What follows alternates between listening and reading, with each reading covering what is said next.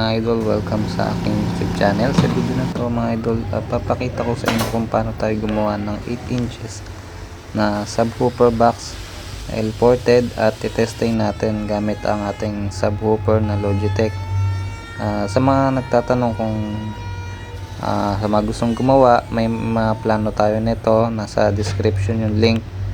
So mga idol, libre lang yung plan na ito mga idol. Kuhanin nyo lang, check nyo lang sa description.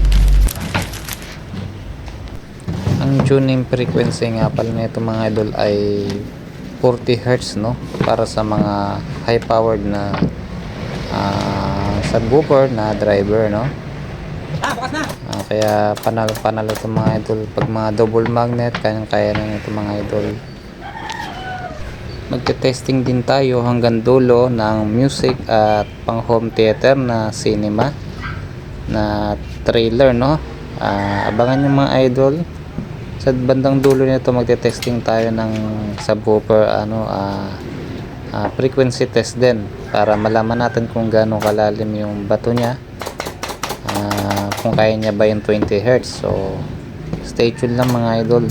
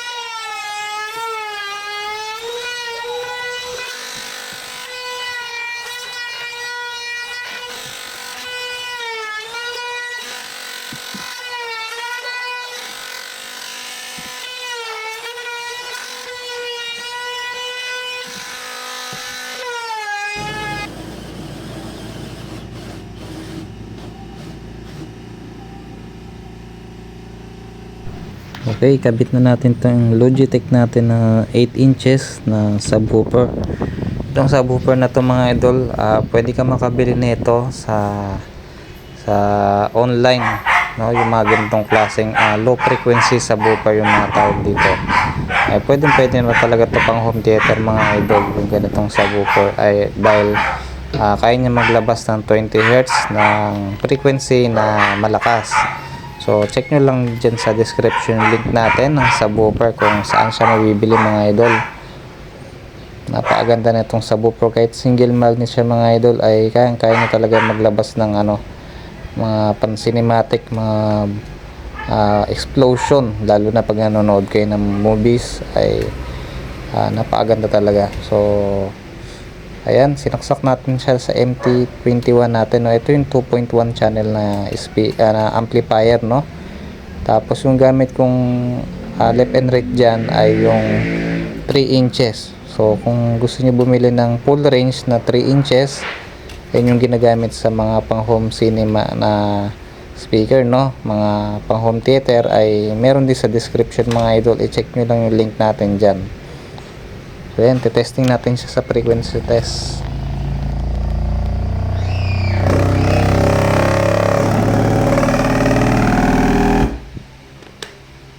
Wala kasi siyang tornilyo, pero hinaan natin ng konti mga idol para hindi gumaralgal. I-plug nyo sa earphone mga idol para mapainggan nyo mabuti yung frequency na low o yung deep bass na tinatawag.